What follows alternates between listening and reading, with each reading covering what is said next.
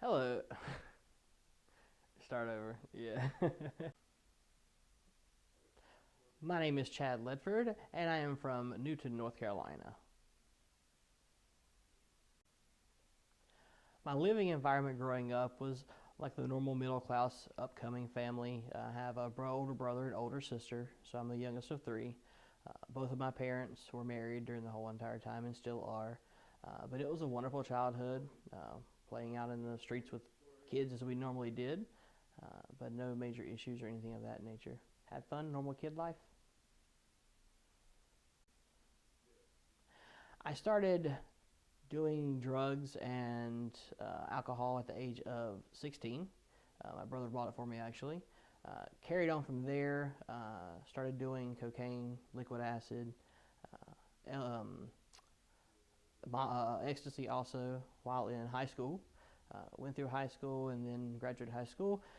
After that, started really heavily drinking thereafter. 2007 was really the major part where I started drinking a lot. Got two DUIs within 45 days of each other during that time, uh, and then carried on from there. 2014 is when I actually started embezzling from my employer. I embezzled over $26,000 in a 4-month period, and at 2015 is when I got charged with that from a grand jury with an indictment.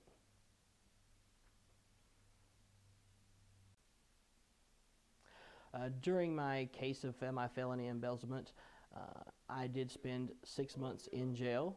2 weeks of that, which was in Charleston, South Carolina. Then I was extradited back to Virginia to await trial because I did run for the police for 8 months, uh, and then spent 6 months in there and got out in June 2016.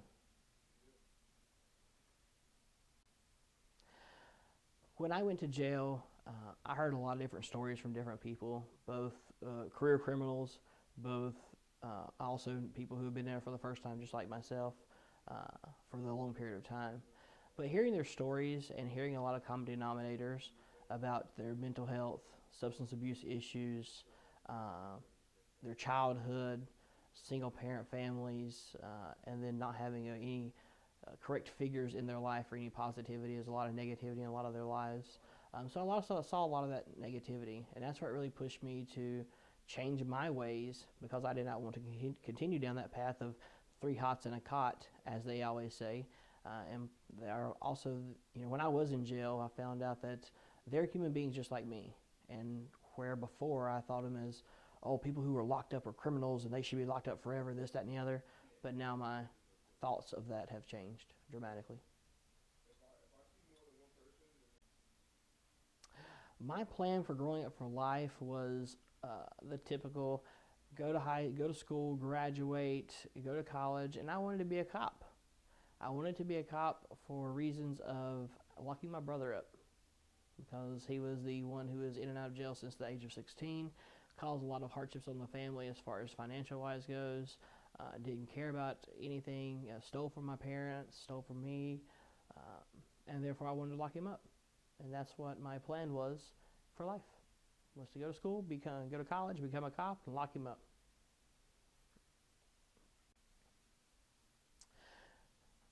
My plan now at UNC is to obtain a psychology degree and political science degree.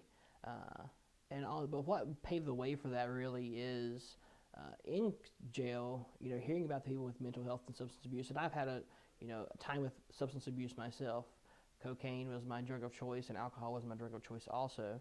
I've been clean since October 17th of 2015, and right before going into jail. And seeing people in there with those mental health and substance abuse issues, along with mine, maybe, and I've always been interested in psychology and I've always been interested in the law. So therefore, why not put the two together and change people's lives as my life has been changed? Um, with, and I'm also a peer support specialist, which is certified by the state of North Carolina or UNC Chapel Hill, and that's to help others with through my lived experiences with their mental health and substance abuse issues. Also, I can guide them way through their recovery if they have any questions or whatever else on how I did it. Then I can help them with that, not just from a clinical standpoint.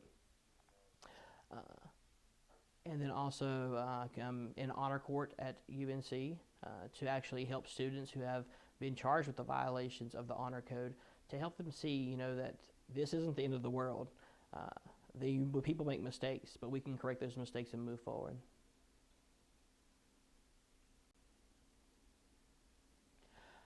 I would say today, talking to young people who started their criminal path, is to learn from your mistakes.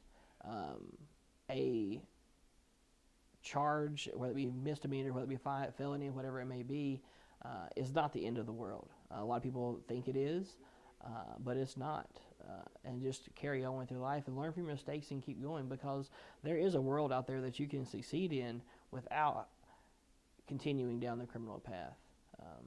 The criminal path is there's only three things you're going to end up with, and that's either continuous prison, death, because you'll be in a gang or something like that, or be in substance abuse issues heavily.